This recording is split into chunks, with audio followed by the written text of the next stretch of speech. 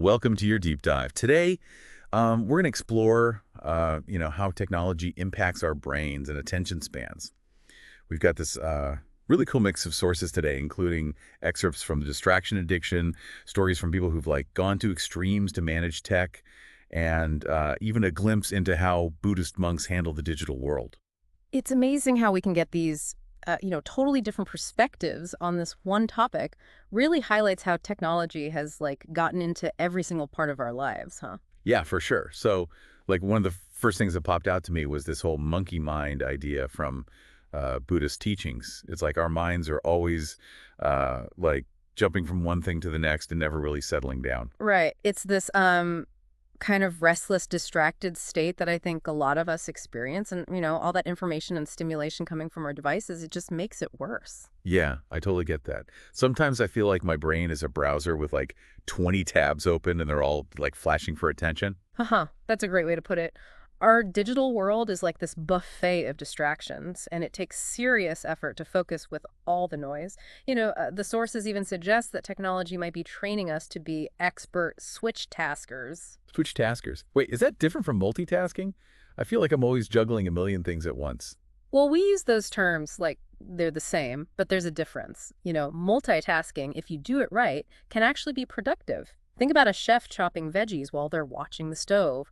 They're managing multiple things at the same time. Switch tasking, that's when your attention is bouncing between tasks checking email, writing a report, and also keeping an eye on social media all at once. Every time you switch, your brain has to reorient itself, and that takes time and energy. Oh, okay. So it's not just about doing a bunch of things at once. It's about how well you're paying attention and managing those shifts. That makes a lot of sense. And the research says that all that switch tasking, it can really mess with your thinking, make you less efficient, you make more mistakes, and you get stressed out easier.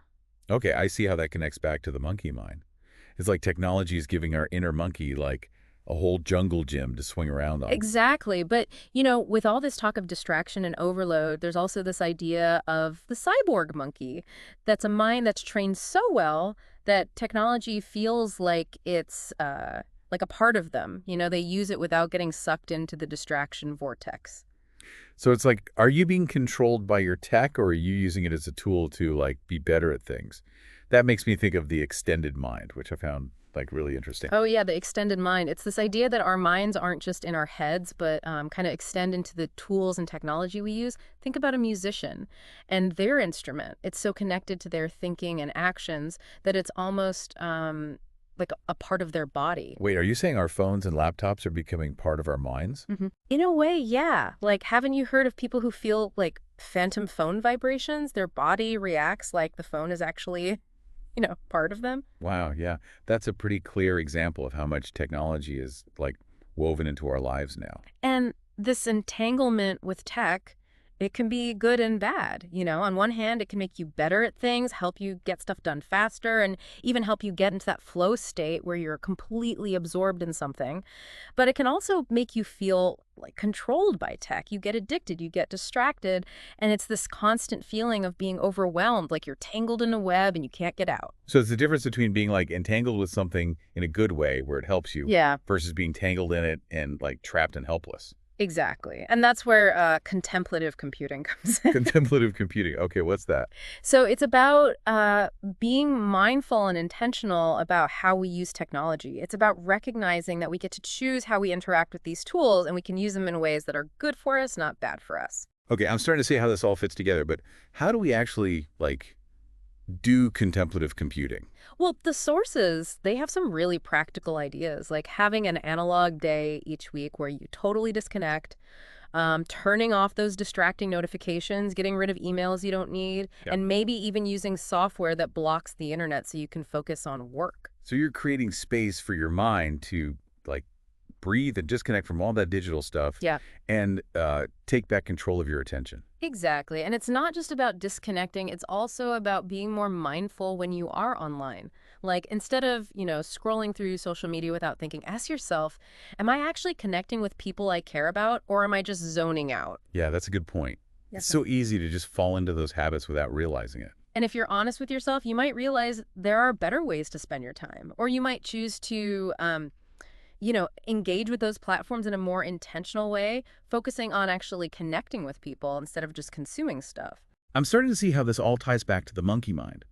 If we're not careful, technology is like a playground for all our distractions, right? But if we're intentional and aware, it can be a really powerful tool for connecting with people, being creative, and even growing as a person. That's a really insightful observation.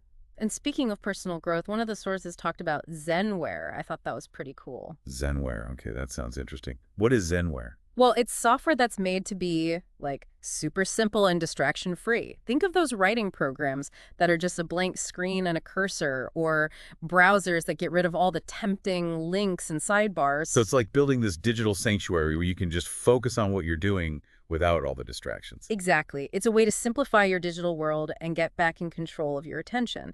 I've actually tried some of those Zenware writing programs, and it's amazing how much more focused and productive I am when I use them. Yeah, that makes sense. I've heard writers say they love those minimalist programs. They help them get into that flow state where the words just come pouring out. Right. It's like taking away all the friction and clutter from your digital space so you can just, focus on what you're creating. This reminds me of the whole multitasking versus switch tasking thing. How does Zenware fit into that? Well, Zenware can be a great tool for that good kind of multitasking. By simplifying your digital world, you're less tempted to, switch between things and get distracted. It can also help you create like dedicated spaces for different types of work, so you're not constantly bouncing back and forth between different ways of thinking. Oh, I see. So it's not just about getting rid of distractions. It's about making a digital environment that helps you focus and be intentional, right? Exactly. And that's really what contemplative computing is all about. It's about recognizing that technology doesn't have to control us. We can choose tools and strategies that help us use it in a way that, aligns with our values and supports our well-being. This is starting to make a lot of sense to me. It's not about like hating technology or anything. It's about understanding how it affects us and making good choices about how we want to use it. I like that. And one of the most powerful tools we have for being more mindful with technology is, surprisingly, an ancient practice: meditation. Yeah, meditation. I've tried it, but I have to admit, I struggle to like quiet my mind. It's like the minute I try to focus on my breath, a million thoughts come rushing in.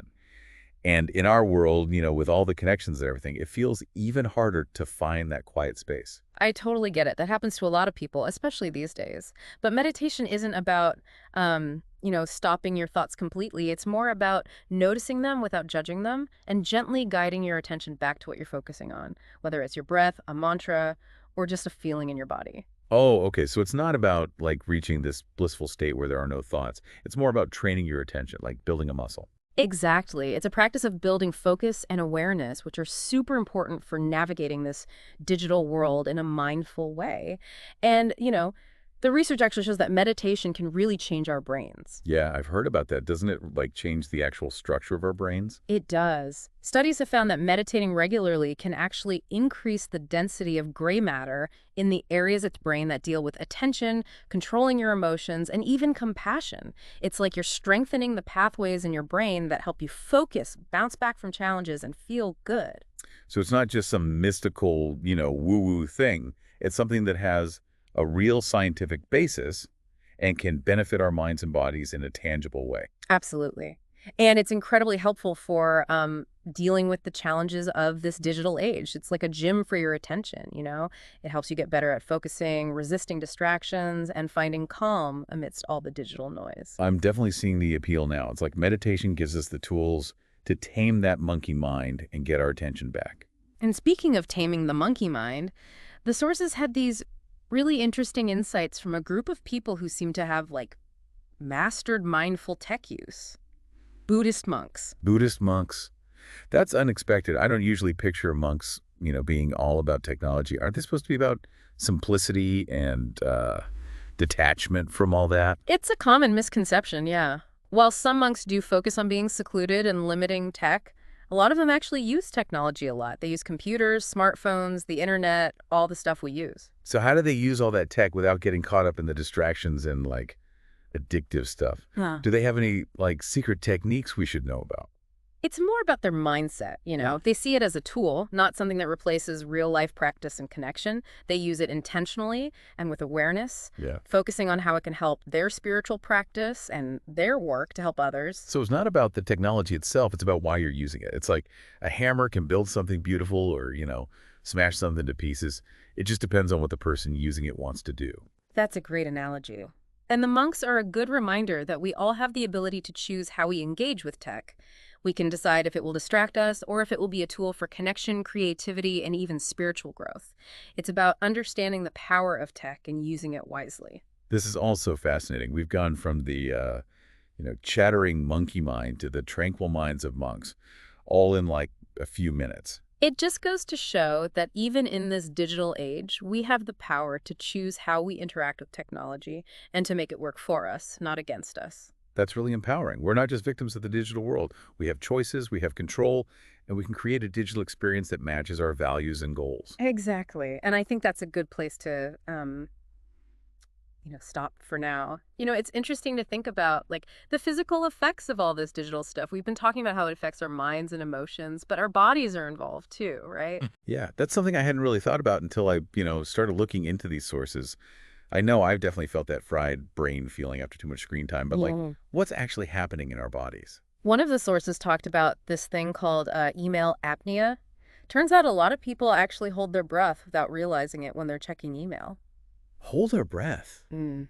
Seriously, that's crazy. I've never even noticed myself doing that. It's subtle, but it shows how even something as, ordinary as checking email can affect our bodies.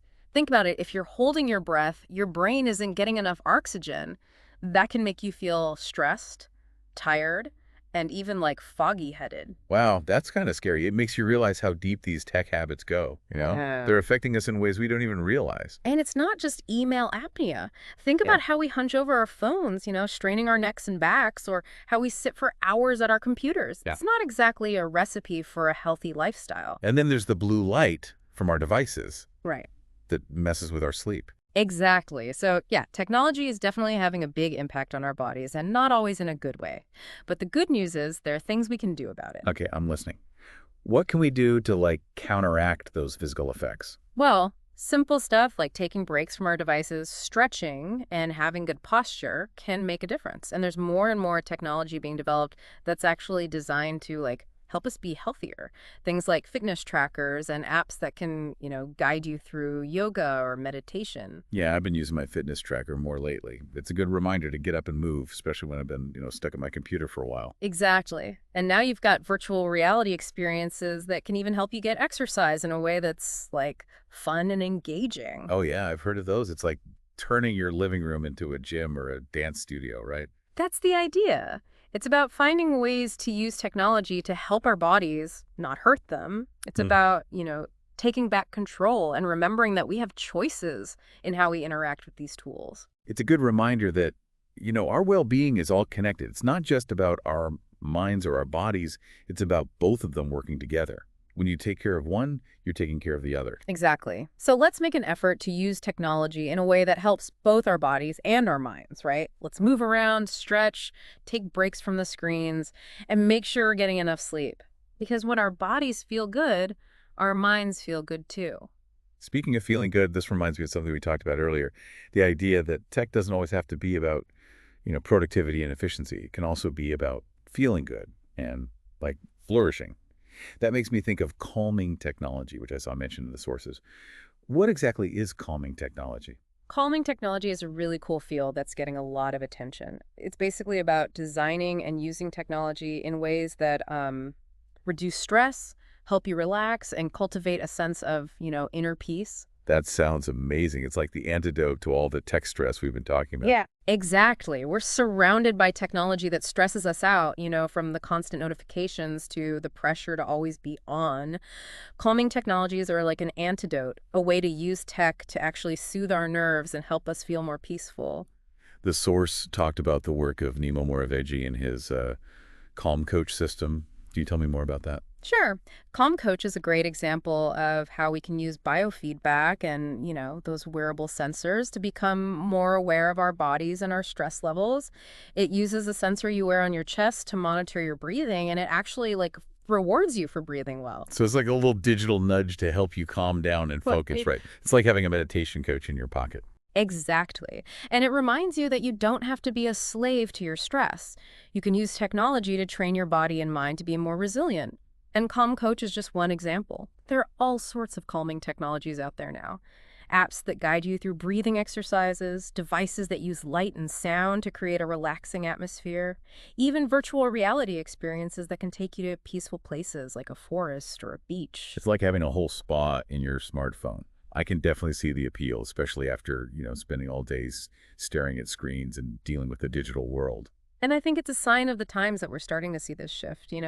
People are realizing that technology doesn't always have to be about like being productive and getting things done. It can also be about well-being and flourishing. It's about reclaiming technology as a tool to make our lives better instead of letting it control our pace and our state of mind. I love that. It's like we're starting to see a more human-centered approach to tech, one that recognizes that we need balance, connection, and, a sense of inner peace.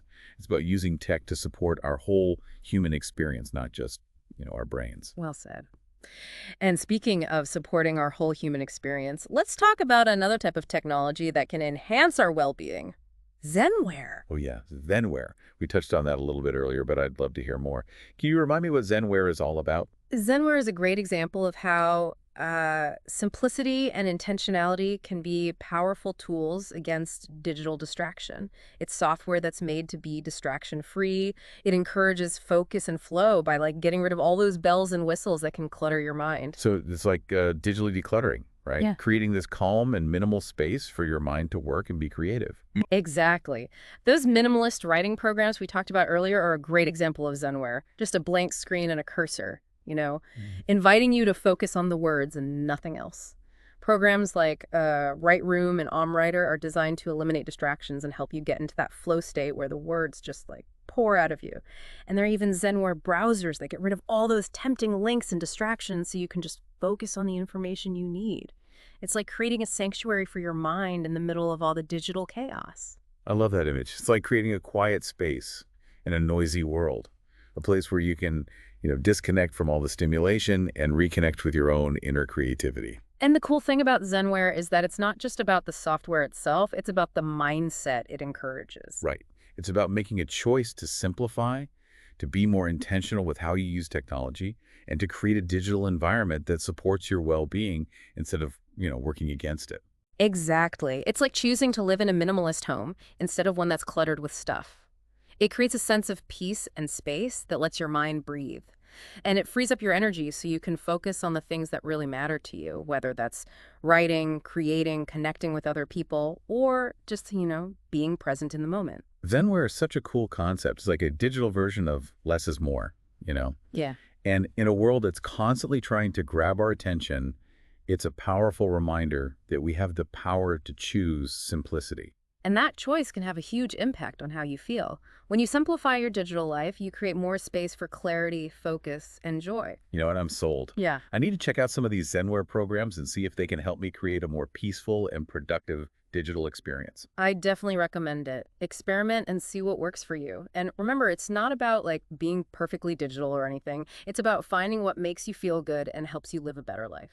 That's a good point. It's not about following some strict set of rules. It's about finding what works for you and making it part of your life in a way that feels authentic and, something you can actually stick with. Exactly. And speaking of authenticity and connection, let's talk about another way technology can improve our well-being. The ability to connect with other people in meaningful ways. Oh, yeah. The social side of technology. It gets a bad rap for being distracting and superficial, but it can also be a really powerful tool for, building relationships, creating communities, even just spreading kindness. The sources even talked about how Buddhist monks are using technology to connect with people all over the world, to teach, share their message, and build online communities. It's a reminder that technology can be a force for good. It can help us connect with people who share our interests and values, even if they're far away. It's like technology is creating a global village where we can connect with people from all walks of life and share our experiences, ideas, and support each other. And it's not just about formal online communities. Social media can be a way to stay in touch with friends and family, share what's going on in your life, and offer support. Think about those stories where people use social media to, find organ donors or raise money for a good cause. It shows that technology can be a catalyst for compassion and generosity. Those stories are so inspiring. It's a reminder that even with all the negativity and noise online, there's still so much kindness and connection happening. And it can be a source of humor, creativity, and inspiration, too. Think about all the memes, funny videos, and interesting articles that people share. Technology can brighten someone's day, start a conversation, or introduce new ideas. It's like a global water cooler, where people from all walks of life can come together and share their perspectives. It's amazing to think about how much information and so many ideas are being exchanged online every second. It's like a collective consciousness that's constantly evolving and growing. And while it's important to be aware of the potential downsides of social media, like comparing yourself to others and feeling pressure to present a perfect image, I think it's also important to appreciate the ways technology is connecting us and making our lives richer. I totally agree. It's about finding that balance, being aware of the potential pitfalls, but also embracing the good stuff. It's about using technology to connect with people and grow, instead of letting it control us or define our self-worth. Exactly. And the key, like with everything tech related, is to use it intentionally and be aware of what you're doing. Choose the platforms and connections that nourish you and be mindful of the time and energy you're putting in. It's like being in a buffet, you know? Yeah, You don't have to try everything, just pick the dishes that look good to you and you know will be good for you. I like that. And it applies to our digital lives too. We have so many choices, so many platforms and apps that want our attention. It's about being selective and choosing what matches your values and helps you feel good. And about, enjoying the experience instead of just mindlessly consuming everything you see. Precisely. It's about bringing that same mindfulness and intention to your digital life that you do in other areas of your life. That's a great point. It's about bringing your whole self to the digital world, not just the distracted, fragmented parts of yourself. And I think that's one of the most powerful things we can do to create a more human and fulfilling digital experience. It's about bringing our values, our compassion, our creativity, and our desire for connection into the online space. It's about using technology to build bridges, not walls, to create a world where technology helps humanity, not the other way around. Well said. And speaking of building bridges, I think it's time to switch gears and talk about a really powerful way technology can connect us through storytelling. Storytelling, I love that. How does technology help us tell and share stories? Technology has opened up all these amazing possibilities for storytelling. Now we have platforms where anyone can share their story with the world, whether it's through writing, audio, video, or even interactive experiences. It's like everyone has a megaphone now, and everyone has the potential to reach a global audience. And technology is giving us new tools and techniques for storytelling, too. Think about all the cool things people are doing with animation, special effects, virtual reality, and augmented reality. It's like we can bring our stories to life in ways we never could before. It's like technology has given us a whole new set of crayons to color with, expanding what we can create and share. And it's not just about the tools. Technology is also leading to new forms of storytelling. Think about interactive narratives, where the reader or viewer can make choices that change the story. Or transmedia storytelling, where one story is told across multiple platforms and mediums, creating a richer and more immersive experience. It's like storytelling is evolving alongside technology, becoming more dynamic, more participatory, and more engaging. And I think we're just at the beginning of this evolution. Yeah. As technology keeps advancing, we can expect to see even more innovative and immersive ways of telling stories. I can't wait to see what the future holds for storytelling. It's exciting to think about the possibilities. And I think this exploration of storytelling highlights something really important. Technology is a tool, and like any tool, it can be used for good or bad. It can be used to create connection and understanding, or it can be used to spread misinformation and division. It all comes back to that intentionality we talked about earlier. The same technology that can be used to make a heartwarming video that goes viral and inspires millions can also be used to create a deepfake that spreads lies and creates distrust. Exactly. It's up to us as individuals and as a society to choose how we want to use this powerful tool. It's about being mindful, being responsible, and being intentional with how we use technology. And about realizing that technology isn't neutral. It's shaped by the values and intentions of the people who create it and use it. That's a crucial point. We need to be aware of the biases that are built into algorithms, the agendas behind social media platforms, and the ways technology can be used to manipulate and exploit people. It's like we need to develop some kind of digital literacy, a set of critical thinking skills that help us navigate the digital world with awareness and discernment. Exactly. We need to be able to question the information we see online, to figure out if sources are reliable, to recognize bias, and to think critically about the impact technology is having on our lives and the world. It's about being informed citizens of the digital age, not just passive consumers. Well said.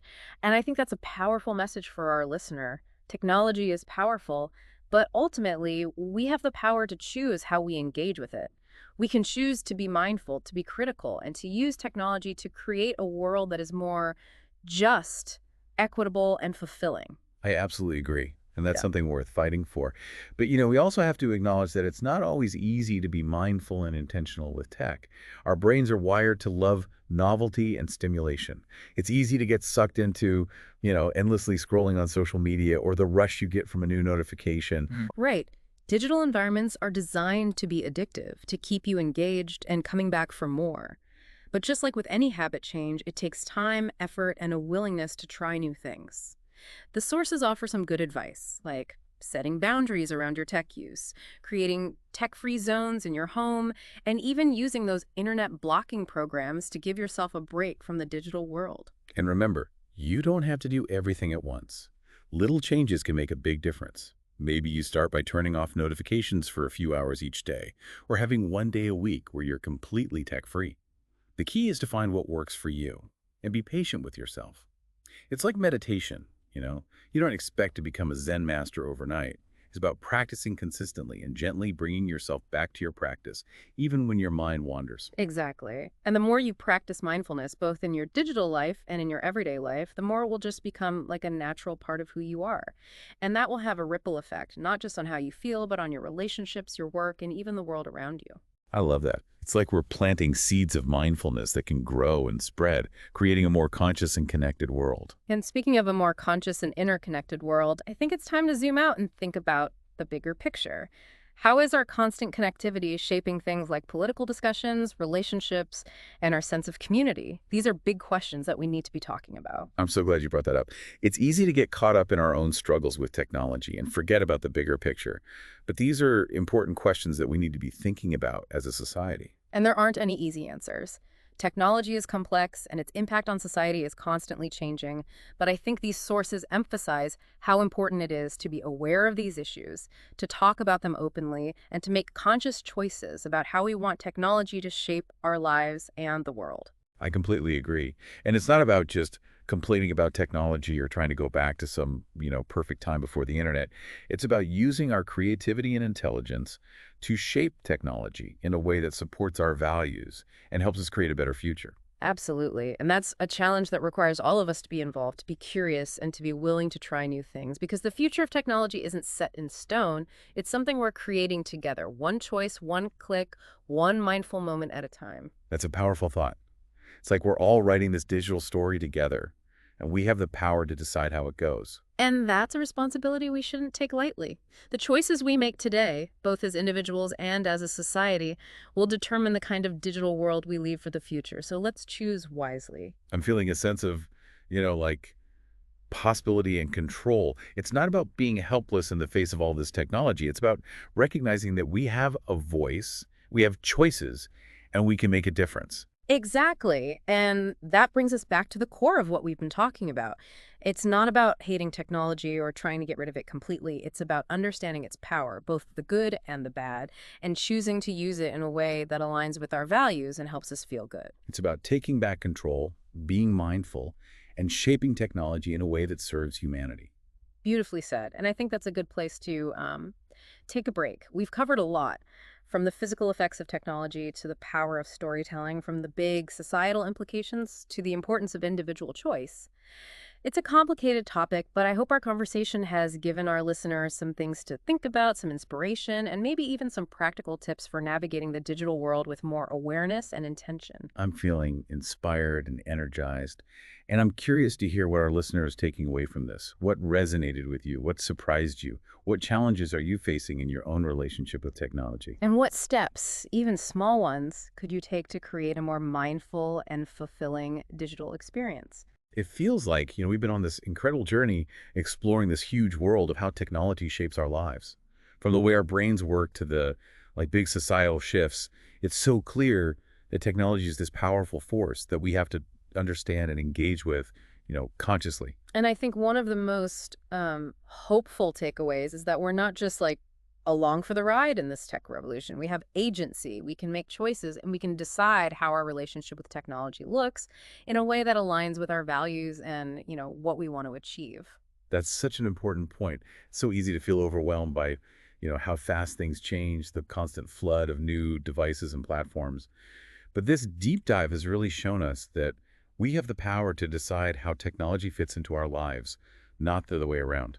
And it all starts with awareness, being more conscious of our habits, our patterns, and how technology makes us feel. And from there, we can start setting boundaries, trying different approaches, and seeing what works best for each of us. So it's not about like finding a one-size-fits-all solution, right? It's about being more mindful and intentional with how we use tech, finding that balance that lets us enjoy the benefits without, sacrificing our well-being or our connection to the things that really matter. Exactly. And for you, our listener who's been with us on this deep dive, what are some practical steps you can take to cultivate a more mindful and intentional relationship with technology? What really resonated with you from our conversation? What stood out as particularly helpful or inspiring? We've gone through so many interesting ideas, from the monkey mind to contemplative computing, from Zenware to the, wisdom of those Buddhist monks. Where do you see yourself putting these ideas into practice in your own life? Maybe it's as simple as like setting aside some time each day where you're completely tech-free, or creating a digital-free zone in your home, or trying out one of those minimalist writing programs.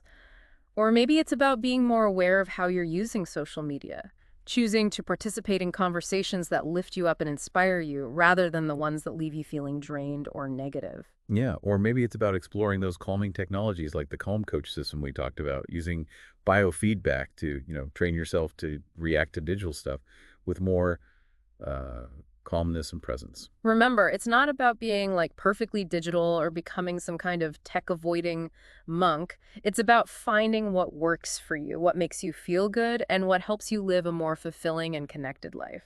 This deep dive has really made me want to look closer at my own tech habits and try out some of the things we've discussed. I'm curious to see what happens when I bring more mindfulness and intention to my digital interactions. And I think that's the beauty of this whole exploration of technology and its impact on us.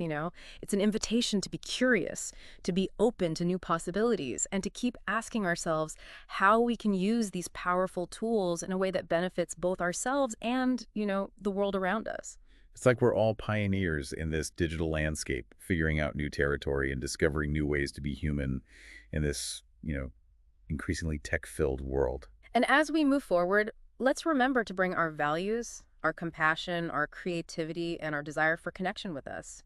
Let's use technology to build bridges, to help people understand each other better, and to create a more humane and fulfilling future for everyone. That's a beautiful vision, and I think it's definitely a vision worth working towards. So, to our listener, we invite you to join us on this journey of exploration and discovery. Let's keep learning, keep growing, and shape technology in a way that supports everyone's well-being. Thanks for diving deep with us. Until next time, be well and stay curious.